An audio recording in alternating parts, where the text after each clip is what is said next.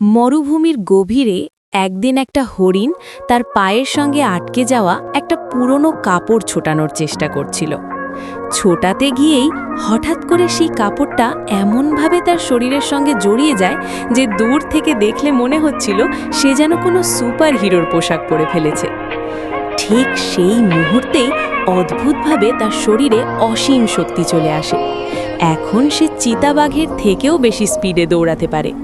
এই নতুন শক্তি পেয়ে হরিণটা আনন্দে পুরো মরুভূমি জুড়ে দৌড়াতে শুরু করে। তার মনে হচ্ছিল এখন আর কোনো শিকারী আমাকে ধরতে পারবে না। হঠাৎ করেই তার সামনে বিশাল এক পাথরের পাহাড় এসে দাঁড়ায়।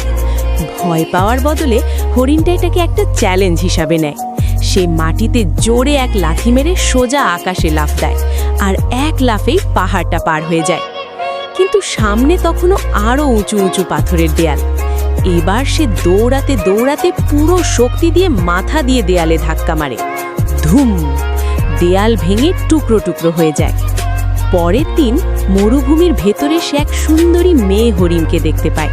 তাকে দেখেই তার মনে ভালো লাগা জন্মে যায়, সে প্রেমে পড়ে যায়।